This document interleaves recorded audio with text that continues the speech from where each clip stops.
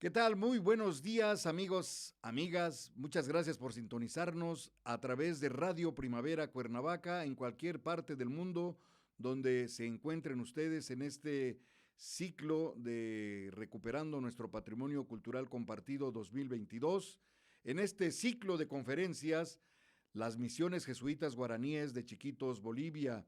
Vamos a hablar el día de hoy de la misión de San Rafael entre estos años de 1749 y 1753 en la región de Chiquitos, Bolivia. Soy su servidor Arturo Aguirre y a nombre de la Universidad Interamericana les doy la más cordial de las bienvenidas a esta emisión. Como ustedes sabrán, aquí en Cuernavaca el día de ayer hubo una lluvia inesperada. Tuvimos la visita de la doctora Rigoberta Menchú. Mencionábamos en tono de broma que nos trajo la lluvia y la lluvia afectó la red eléctrica. Todavía tenemos algún problemita con las cuestiones del internet, por eso entramos un poquito tarde, pero ya estamos listos con el compromiso de llevarles a ustedes programas interesantes sobre este patrimonio cultural compartido. Ya está con nosotros nuestro coordinador académico, el doctor Juan Antonio Siller Camacho, a quien saludo con el gusto de siempre. Doctor, me da mucho gusto saludarle el día de hoy.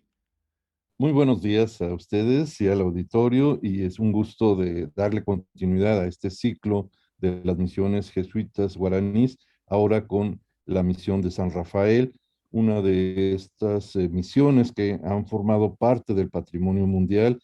por parte de Bolivia y que llevamos ya de este ciclo 9 de estas misiones y que estaremos a lo largo de este ciclo hablando de alrededor de 17, 18 programas. Estamos justo a la mitad, rebasando la mitad de estas sesiones, y hoy con el gusto de mostrar este en particular, que vamos a tener un recorrido visual de su pintura mural indígena, que es extraordinaria. Yo creo que de las que hemos mencionado, presentado anteriormente, esta destaca por esa gran calidad pictórica en sus muros, y va a ser un recorrido visual el que vamos a tener a lo largo de estos espacios del templo y de sus muros interiores y exteriores decorados con esta pintura que podemos ver en la portada de la presentación que tienen en la imagen que está al fondo. Muy bien, doctor, pues invitamos a todo nuestro amable auditorio que nos sigue a través de Radio Primavera Cuernavaca en Facebook Live para que se quede. Va a ser un programa donde vamos a viajar en el tiempo, el espacio y vamos a disfrutarlo con todos los sentidos. Yo voy a apagar mi micrófono para cederle el uso del mismo al doctor Juan Antonio Siller Camacho para viajar directamente a esta misión de San Rafael en la zona de Chiquitos, Bolivia. Adelante, doctor, para que Voy a, comparta su pantalla. voy a compartir pantalla.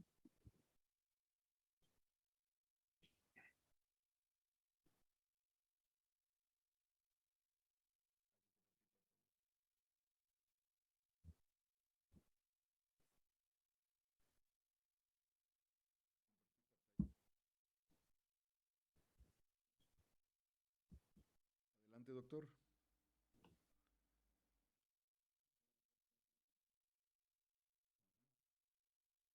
Muy bien. Creo que ya estamos con todo en orden. Ya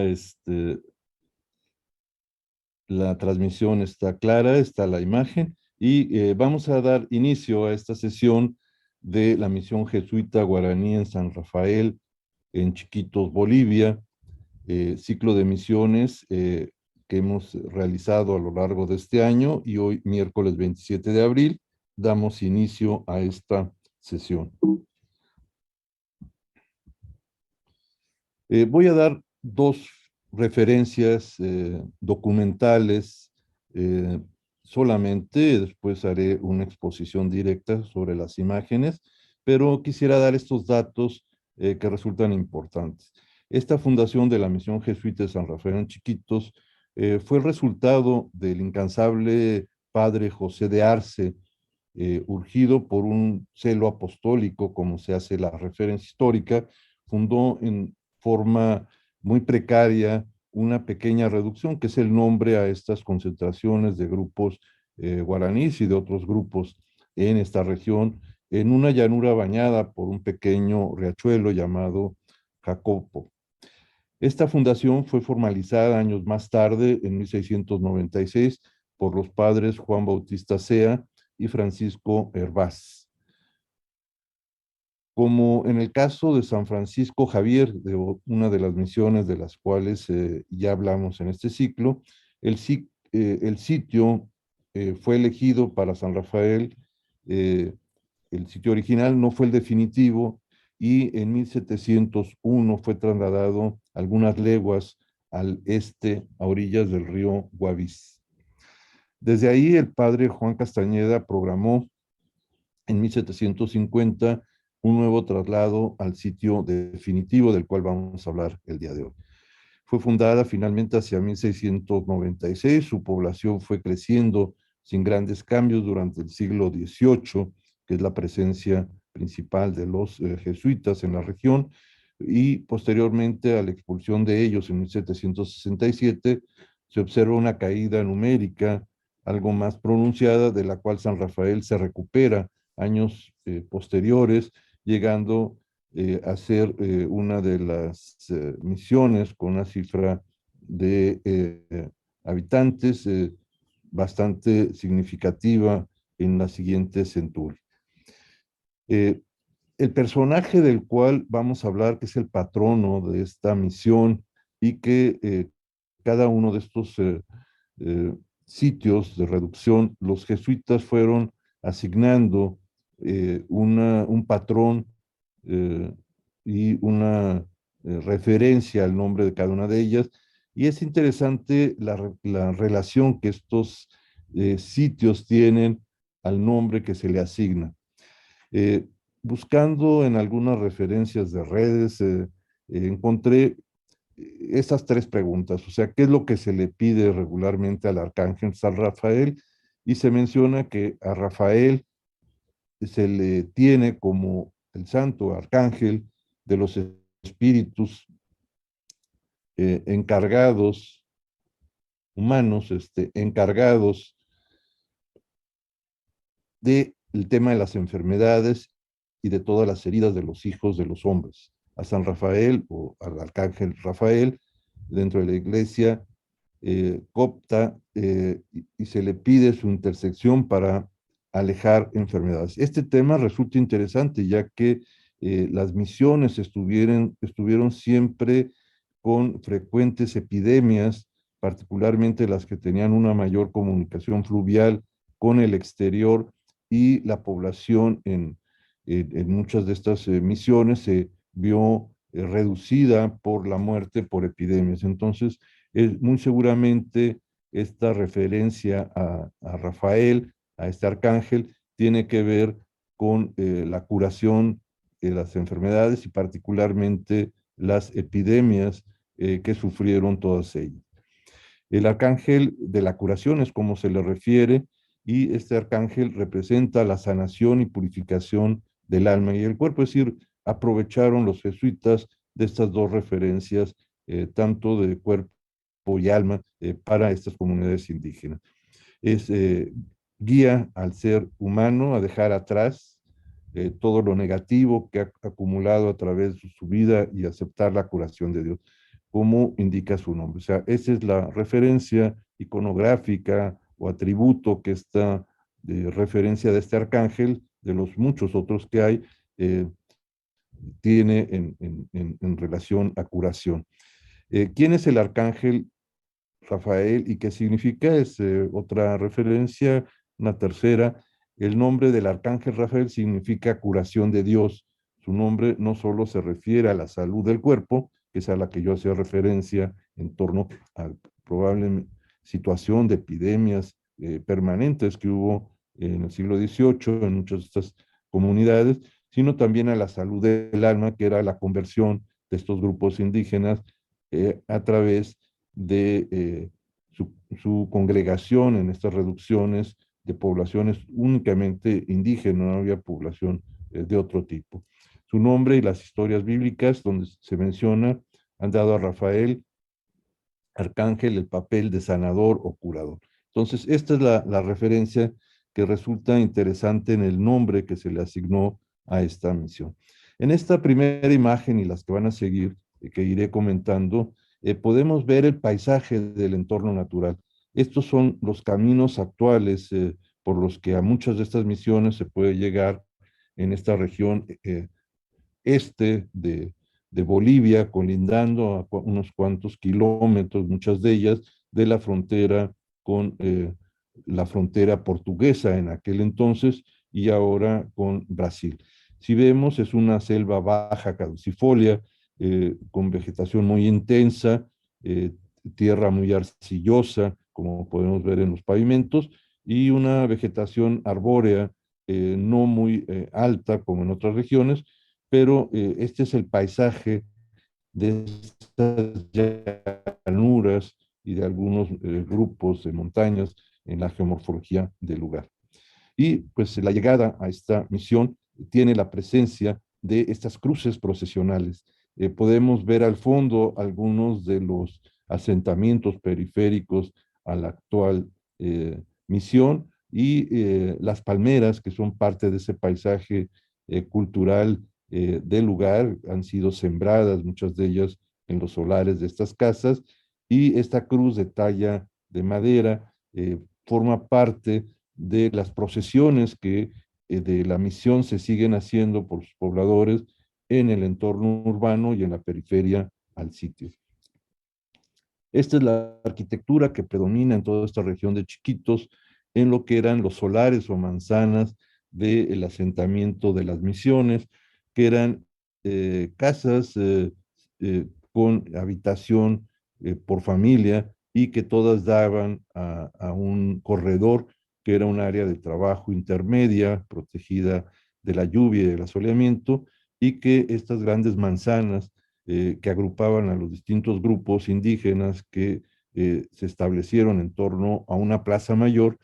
sigue siendo como el referente de la tipología del lugar. Si vemos el uso de la madera y la talla de sus columnas, el uso de vigas, de la teja de barro por la presencia de la arcilla y de las ventanas que en este caso aparecen en esta nueva arquitectura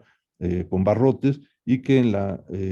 arquitectura de las misiones era simplemente una puerta que servía de acceso a una sola habitación y algunos espacios para los hornos o fogones que había en la habitación interior, una habitación única por familia. Esta es la enorme plaza que tenemos en esta misión de San Rafael, ya arbolada y cambiada a una especie de jardín o parque, que no lo fue así, es decir, lo que se conserva es la dimensión impresionante de esta gran plaza. No son plazas pequeñas, son plazas monumentales. Podemos ver al fondo cómo parte de ese parámetro de la edificación perimetral a la plaza está conformada con comercios y habitaciones ya recientes y vemos la dimensión, se alcanza a ver en un extremo al fondo una pequeña cruz que seguramente evoca a las cruces de las capillas posas que había en cada una de las esquinas y de una cruz central al centro con 4 palmeras, que era el único motivo vegetal que tenía esta plaza en la época de los jesuitas. Esta es la dimensión de la misión. Vean ustedes, es una misión enorme, es una nave principal, bueno, son 3 naves a lo largo, no tiene crucero, a 2 aguas con teja, toda hecha con una armadura de madera a base de columnas talladas, muros que dividen el interior en sus costados laterales, en la parte del presbiterio al fondo y la fachada principal, y unas ventanas laterales como lucarnas que permiten la entrada de luz, que probablemente fueron ya en la restauración que se hizo puestas para mejorar la iluminación del altar principal. Vemos cómo hay una cruz ahí en la esquina de este sistema de cruces procesionales a lo largo de las calles de la población y cómo ya el trazo ha roto parte de los espacios que ocupaba el núcleo central constituido por el templo, el cementerio en un costado, que ahora está abierto por una calle, y del otro lado los talleres y escuela, y en la parte posterior las huertas que conformaban cada uno de estos núcleos. Esta es una vista en el otro sentido, ahí se puede ver una de las habitaciones amplias en este sistema de dos aguas, de lo que eran los talleres o escuela, en donde se enseñaba a los indígenas distintos oficios. Vemos este sistema de cruces procesionales a lo largo de la ruta de las procesiones y dentro de la zona urbana, y luego el muro que separa el patio de los talleres, la calle lateral y la parte posterior la huerta. Al fondo se ve esta gran nave longitudinal de la iglesia que congregó a una población indígena muy numerosa. Por la dimensión del templo podemos saber que tuvo una población muy amplia. Y intermedia en ese eje que llega a la plaza y que la divide, remata en el campanario. El campanario fue un elemento muy importante en todas ellas porque desde ese punto se daban las instrucciones a través de sonidos de campanas del inicio de la mañana, de las actividades, de las celebraciones religiosas por la mañana, por la tarde, en fin, la forma de comunicación litúrgica y con la población se hacía a través de repiques, de toques de campana, y aquí podemos ver el sistema de torre exenta a base de 4 grandes columnas de madera talladas, todas ellas de manera de columna salomónica, con una cubierta en la parte alta, 4 aguas, y las campanas suspendidas en la parte superior. Aquí hay un detalle de la misma, como esta característica de torres exentas, pero de un elemento de comunicación fundamental, tanto para la liturgia y la organización de la Compañía de Jesús y de sus religiosos en relación a los pobladores. Aquí se ve la talla de madera de estas columnas de una sola pieza talladas y la maestría de estos grupos en tallar la madera,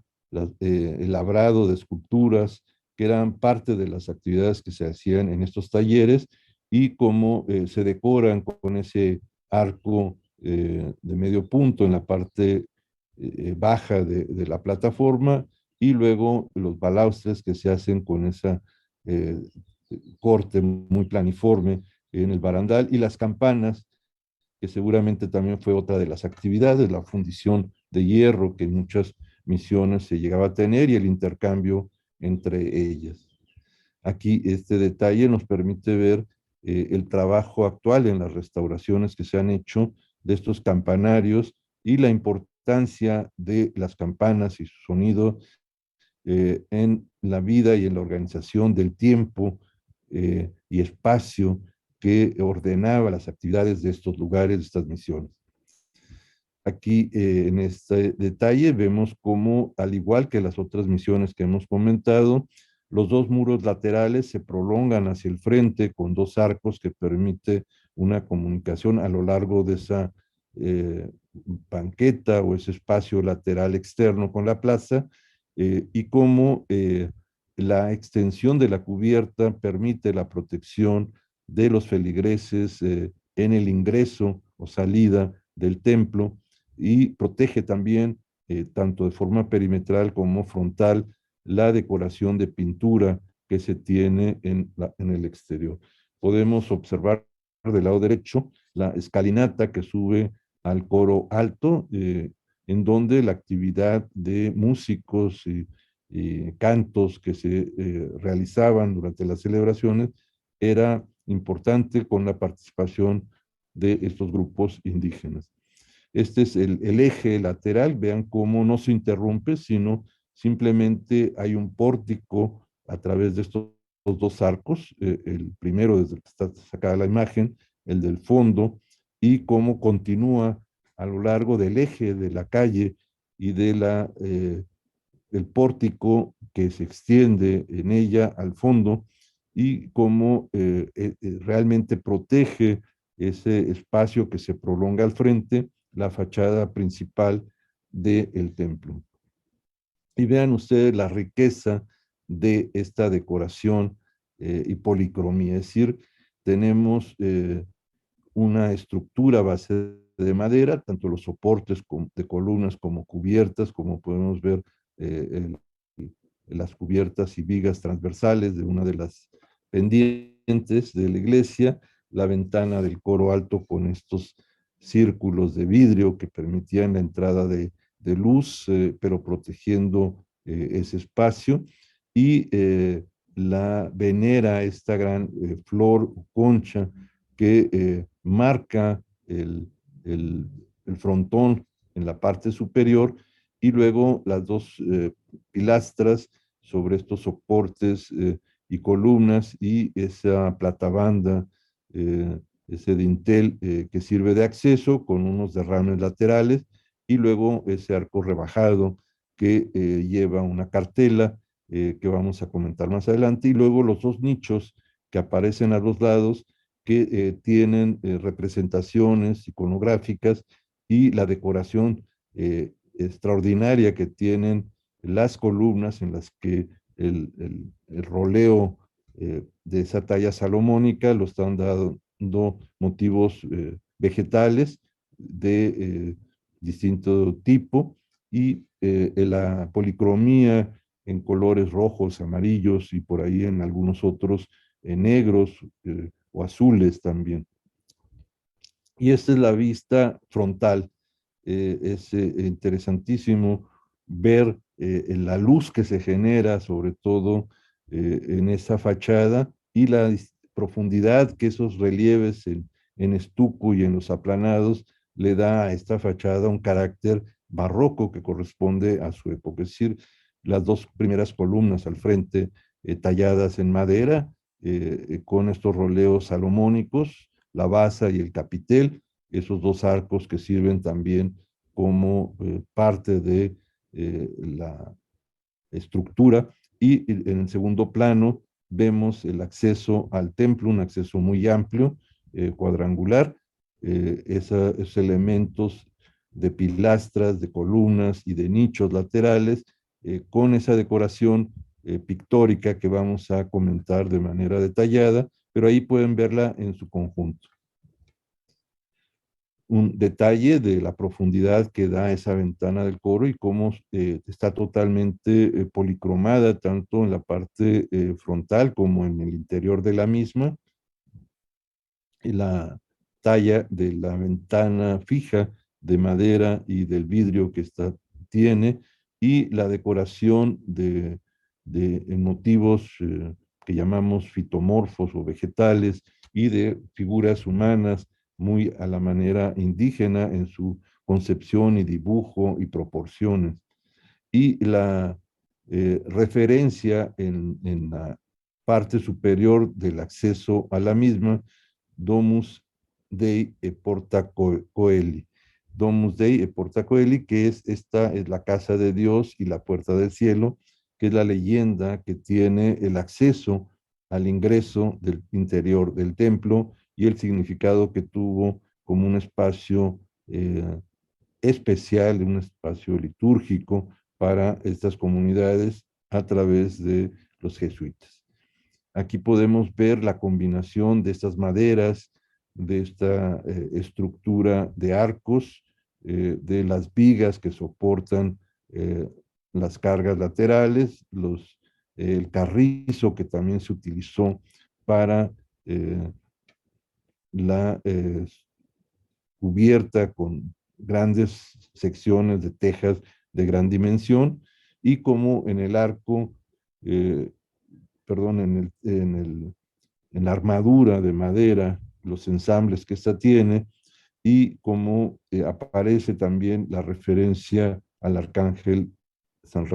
Rafael tallado en la madera, y el arco y la sección que se conforma en esa curvatura del lado izquierdo. Aquí se ve en detalle, y luego la parte superior, las tejas y los goteros con estos elementos de tabla que hace una especie como de cortinaje y gotero del agua para proteger la madera en la parte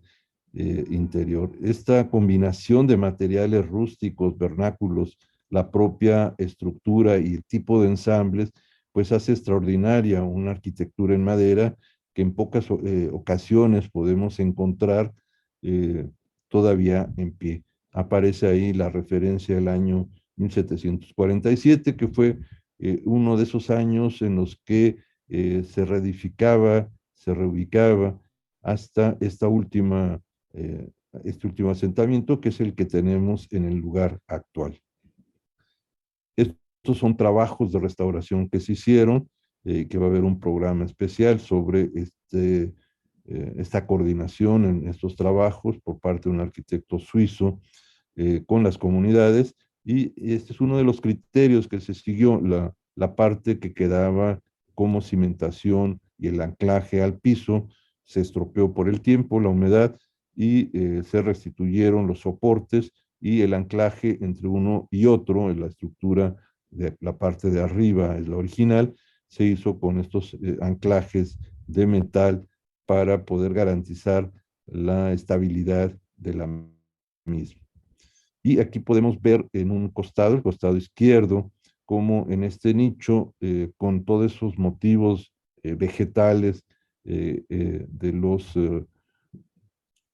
paramentos que tenemos y los roleos que le dan un gran movimiento a esa fachada, aparece una figura con un manto un poco suspendida y un grupo de personajes en la parte de abajo que aparecen en devoción a esa figura. En la parte de arriba vemos cómo esos roleos con flores combinan otros colores como los azules y verdes, y aparece una imagen que vamos a mencionar más adelante. Esta es la imagen de la cual hago referencia. Vean, es una imagen de una Inmaculada Concepción. Eh, eh, perdón, es la Virgen de la Asunción, como en la parte de arriba aparece esa figura con varios tonos de colores, las flores, y vean cómo esta imagen está suspendida por pequeños ángeles en una nube, la Virgen de la Asunción, y la forma de la representación de las manos, que en algunos casos están como invertidas, es decir, este manejo de giros de manos muy a la manera indígena, y luego la decoración eh, y el color de la pintura, que resulta también importante.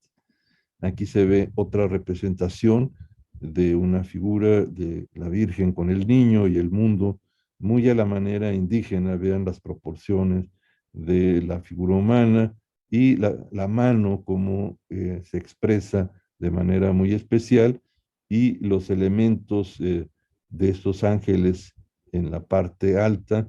de esa borla de colores, y esta otra que ya había yo mencionado, de esta figura suspendida, que es la representación de Cristo. Ahí se ven las llagas en los pies y en las manos, y la devoción de los feligreses en la parte baja. Y estos roleos de, de plantas y vegetales, algunas representaciones como de vides o de plantas probablemente de la región también, que eran incorporadas por los propios indígenas, y la policromía, los rojos, ocres, amarillos, verdes,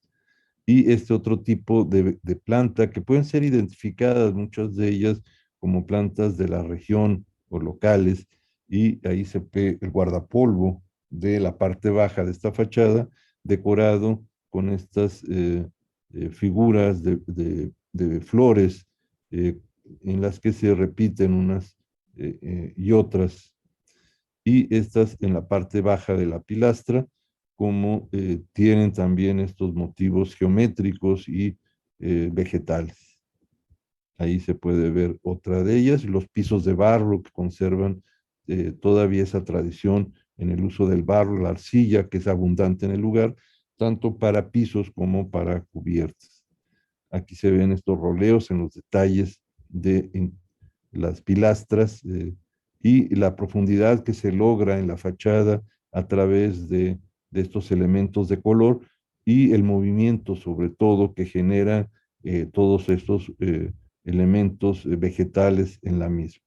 Aquí se puede ver esta representación de probablemente la Virgen con una azucena en un arco con unas flores, una flor en la parte de arriba muy similar a lo que sería la flor de la entrada al coro alto y una ave en la parte de arriba que puede tener una iconografía también muy significativa. En esta otra se ve un ángel alado de cuerpo completo, muy expresivo en las manos y en la cara, y la figura de otro arcángel, San Miguel, matando, en este caso con escudo y una lanza o un elemento que sale de la mano, a un dragón o al demonio, que es otro de los arcángeles que aparece en esta fachada principal. Aquí se ve en detalle cómo con un pie lo eh, aplasta a este monstruo y el arcángel aparece en el formato de guerrero con un escudo y una especie de espada o lanza. Aquí se ve en detalle en lo que es la portada lateral, esos tres elementos que hemos mencionado, y como los muros que son muy anchos tienen estos derrames con figuras de querubines y de figuras de ángeles de cuerpo completo y que sirven tanto para el guardapolvo como para la decoración de ese derrame de luz en ambos costados, tanto en el ingreso izquierdo de la portada como en el lado derecho, y que permite una mayor entrada de luz, al igual que los derrames que se generan en la parte interior, y lo podemos ver por la inclinación de la puerta, cómo se puede abatir completamente. Aquí está ese detalle que habíamos mencionado anteriormente, de esta figura de un ave eh, que debe ser un ave local de la región y que puede tener un significado iconográfico particular. Eh, Esta otra figura en detalle que habíamos ya mencionado, de esta figura de un ángel, todas estas son pinturas originales que han sido conservadas y restauradas. Esta imagen de esta Virgen con un rosario en una devoción con las manos y con una especie de arco con flores y unas pilastras laterales. Y es otra decoración eh, muy simétrica de elementos vegetales que sirven para completar los muros. Los muros en ningún lugar se dejan libres de decoración, todos tienen una base de cal con pintura y pigmentos y la decoración de su pintura mural. Aquí vemos la figura de un gallo, también como un elemento iconográfico y significativo en la propia fachada. Y esta otra figura en este otro nicho lateral en la que se puede observar a un arcángel con una figura que normalmente es una paloma, que aparece un ojo de Dios como representación del Espíritu Santo, una representación muy especial en la que no es una paloma, sino es esa otra referencia, y la Virgen recibiendo la anunciación de este arcángel y portando una flor que es entregada a la Virgen. Aquí se puede ver en detalle esta figura, el ángel suspendido y sus trajes moviéndose muy dinámicos, y la representación de la Virgen recibiendo la comunicación, y en la parte superior esta representación tan especial del Espíritu Santo con esa figura del ojo. aquí en detalle, y la policromía resalta también muchísimo esta representación de la Virgen, la expresión tan fuerte de las manos, a la manera de una interpretación y un dibujo indígena, y la figura de Cristo niño con el mundo en la mano. Y luego el trabajo de la estructura de la iglesia, vean, son vigas de gran tamaño, gualdras se les llama, y están achueleadas, es decir, están cortadas con achuela, y luego se utilizan elementos propios del lugar, como son cañas de carrizo, con un entortado de lodo y arcilla, como lo podemos ver, y que posteriormente soportan en la parte superior el sistema de tejas de barro cocidas. Aquí se ve la estructura portante, es decir, los muros, aunque están separando el espacio interior del exterior, la estructura realmente se soporta con apoyos aislados, que son las columnas, algunas no talladas, empotradas en el muro, y que se construye primero los soportes y la cubierta, y después se hacen los muros. Es decir, estos muros son muros divisorios, no son realmente muros de carga, aunque podían también ayudar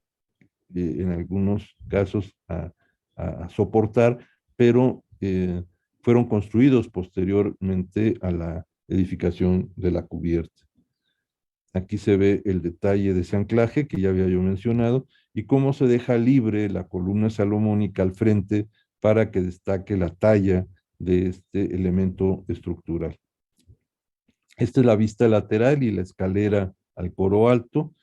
Es el patio de los talleres. Se ve el corredor protegido de sol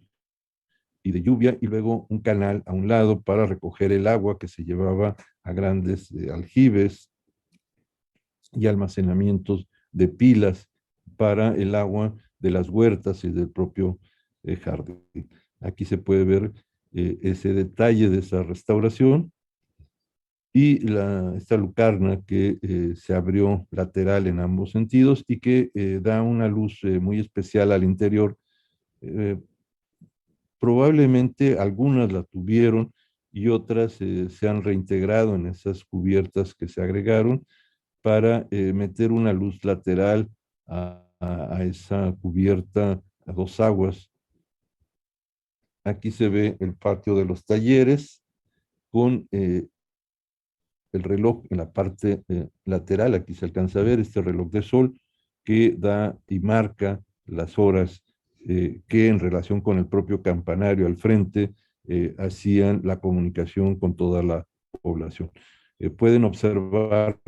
cómo los muros exteriores, como los interiores, tienen una gran decoración de pintura mural,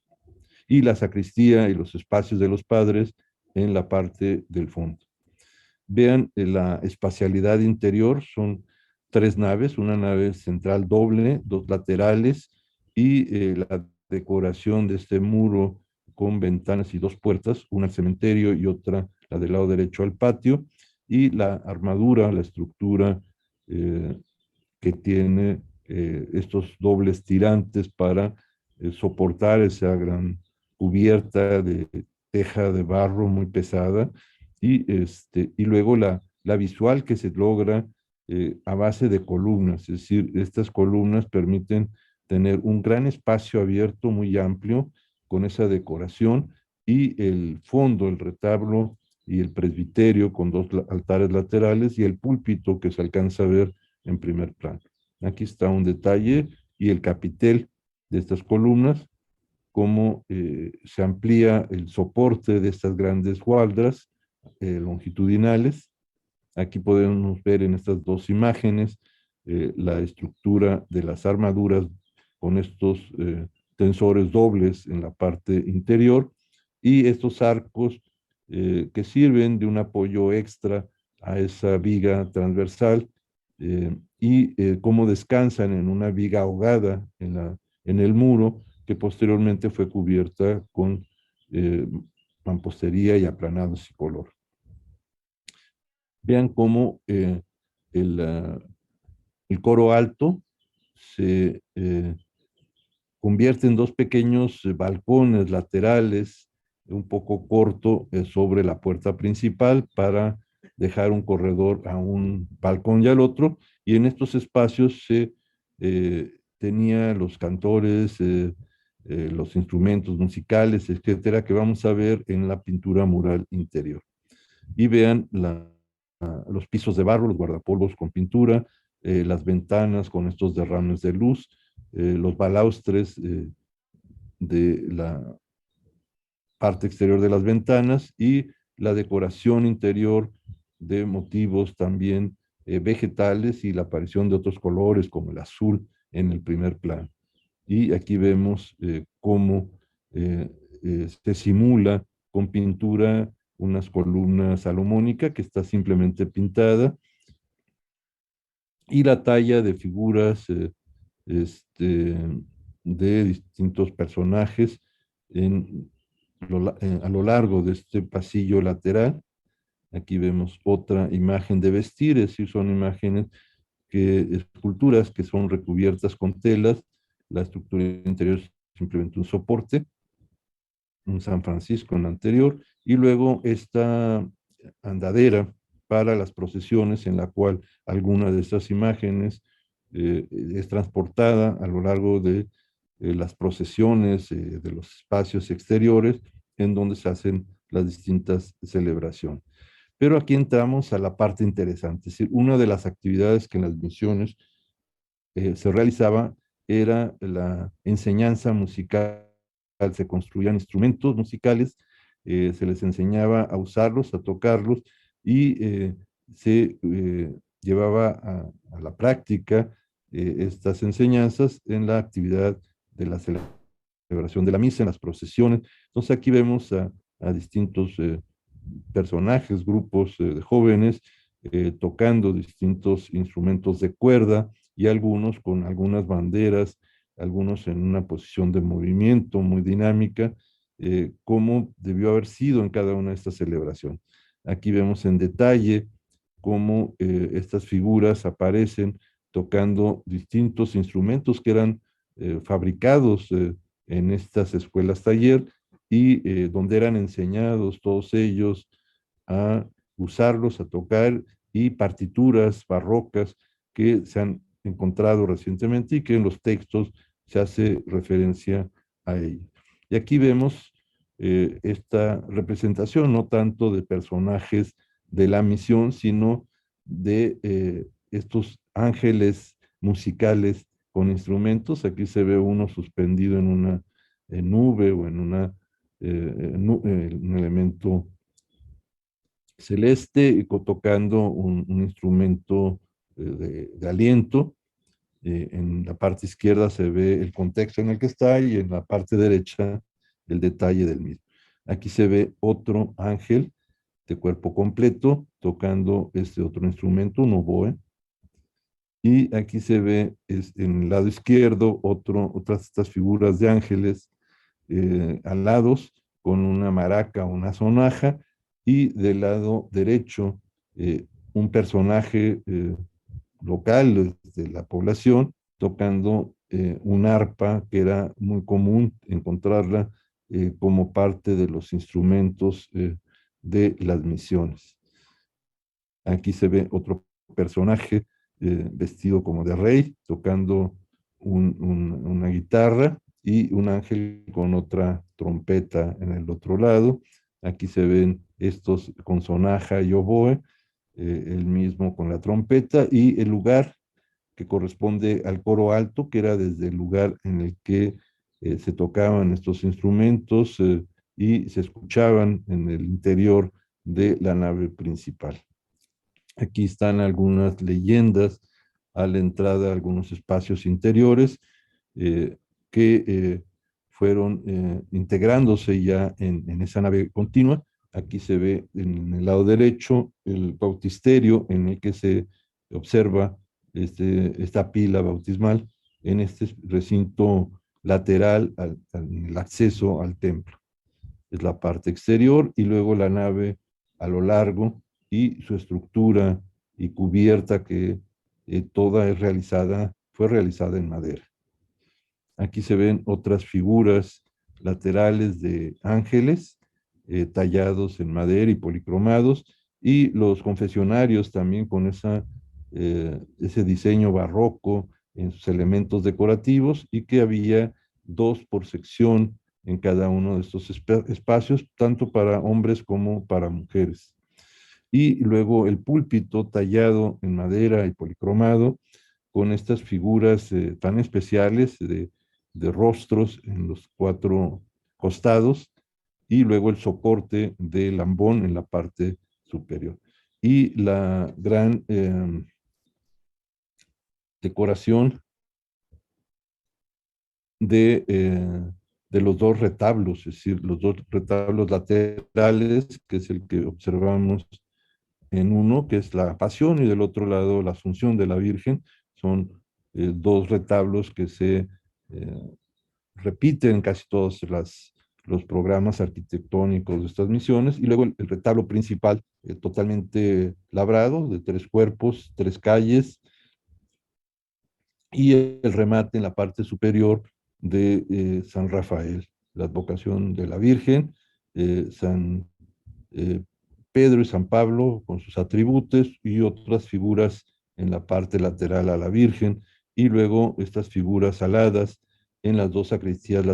laterales. Y vean la luz que se introduce lateralmente, cómo ilumina ese retablo, como vemos aquí. La iluminación y los derrames de luz de las ventanas laterales permite pues un manejo lumínico interior importante. Y este es la Virgen de la Asunción en el otro retablo lateral, la de la sacristía, y esta otra anda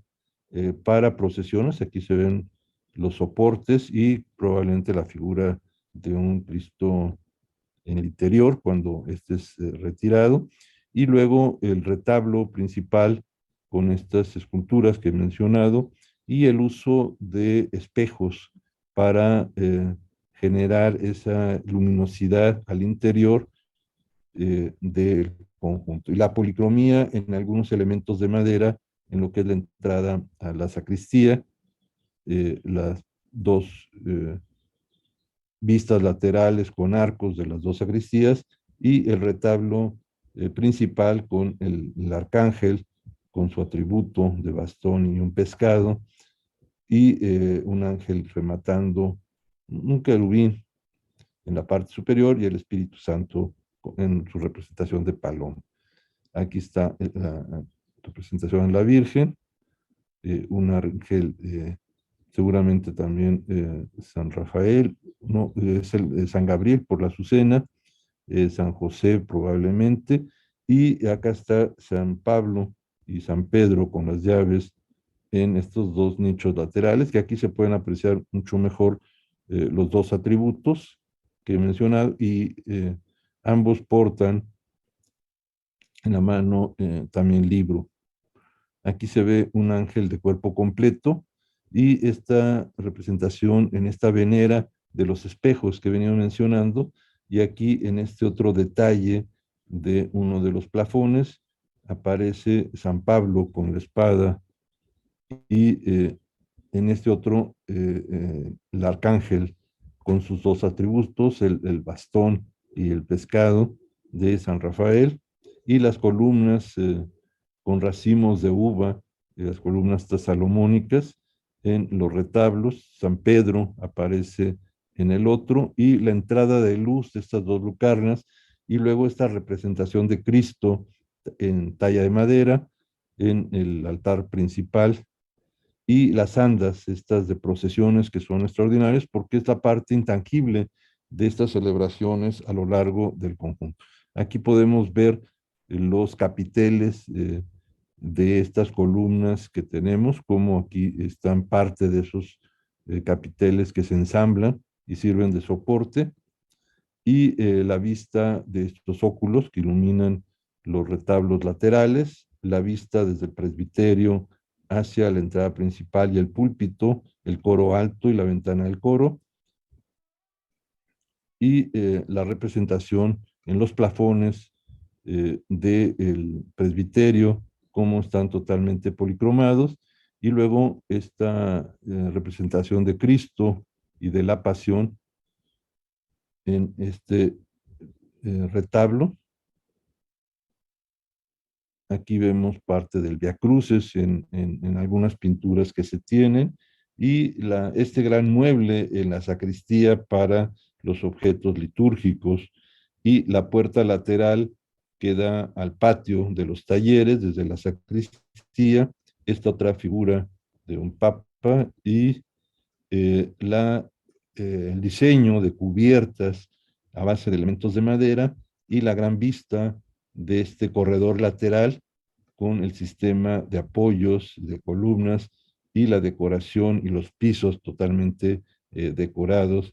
Aquí vemos la captación de agua que todas ellas tenían, de los escurrimientos de esta gran área de cubierta, y que esta era llevada a la huerta en la parte posterior, y esta agua era utilizada para el consumo de la propia misión, y al fondo se ve la torre exenta de la cual hemos venido hablando. Creo que con esta terminamos con esta imagen, y pues mostramos en esta otra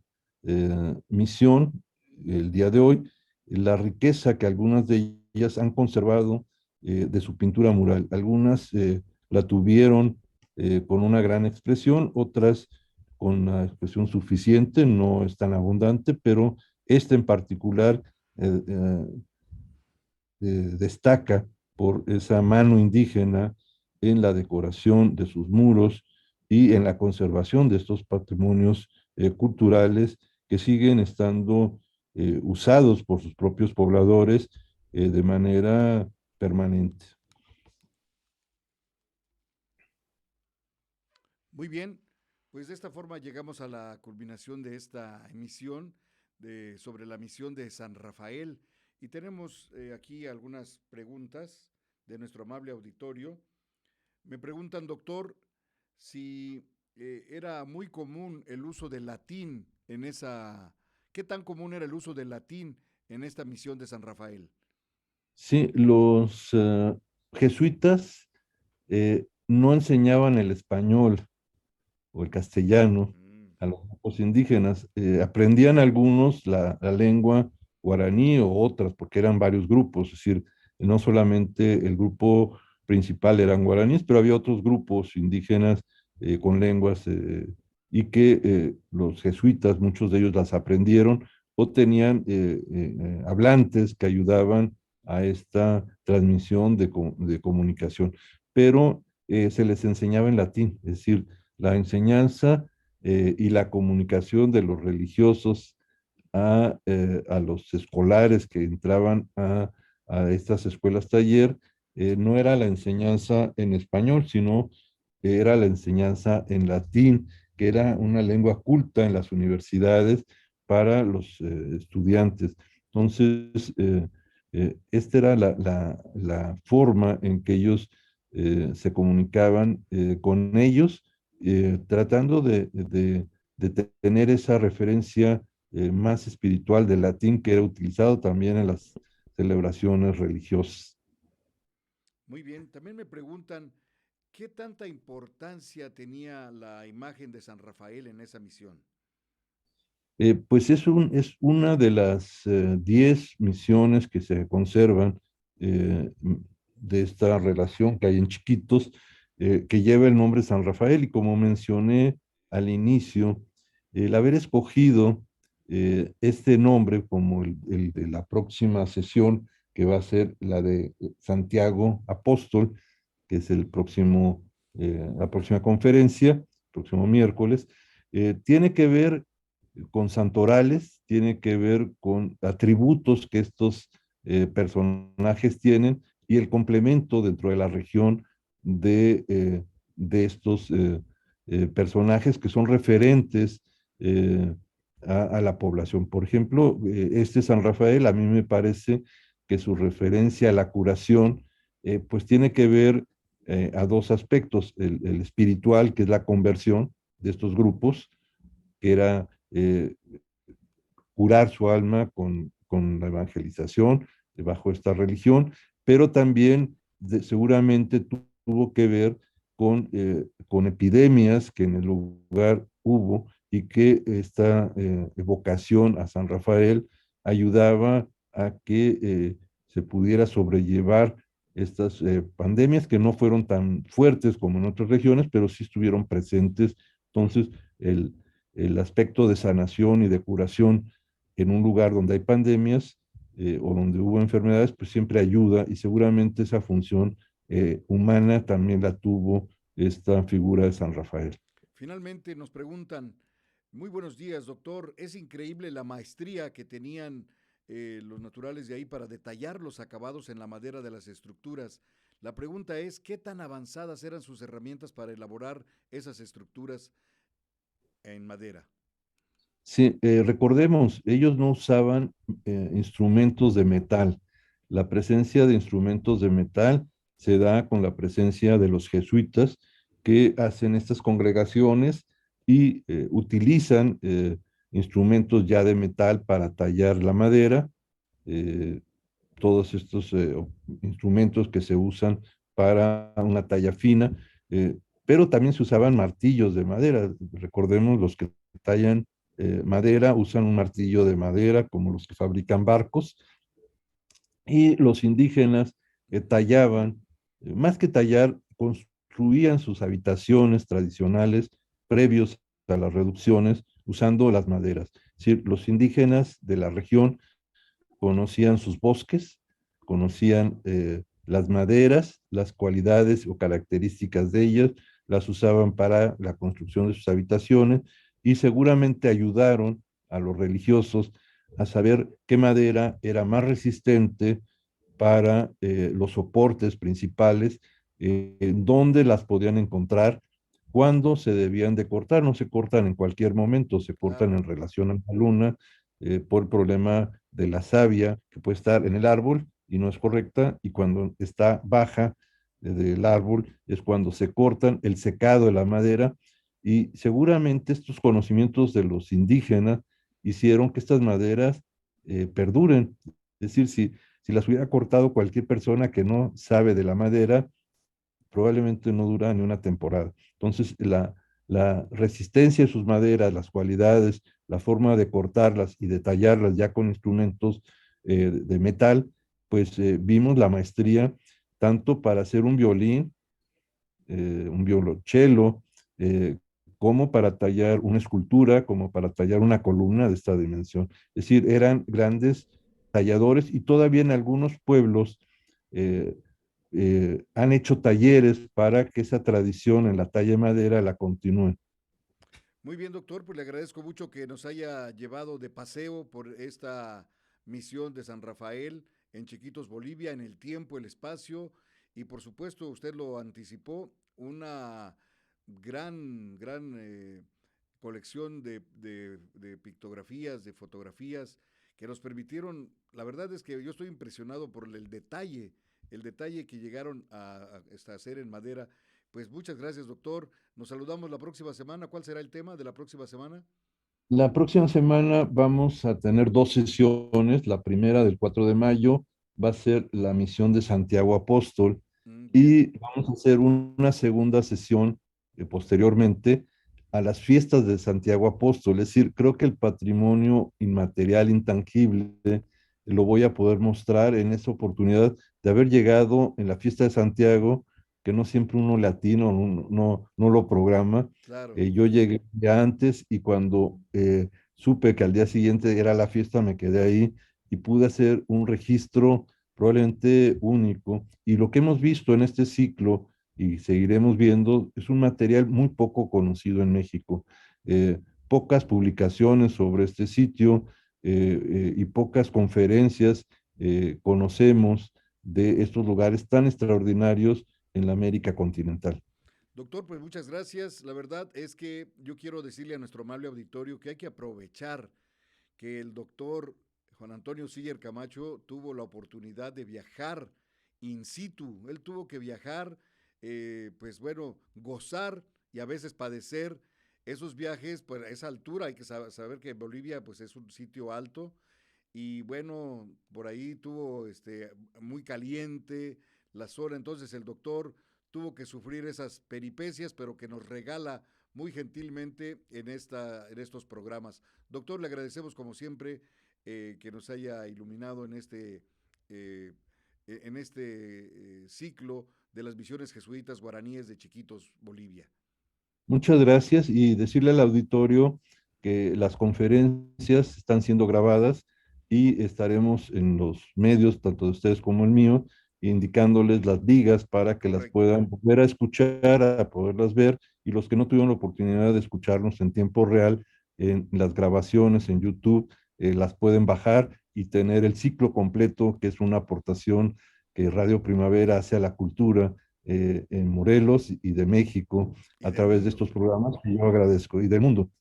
Muchas gracias y nos Gracias, vemos doctor. Hasta la la próxima próxima semana. semana. Muy buenas tardes a todos. Hasta la próxima semana.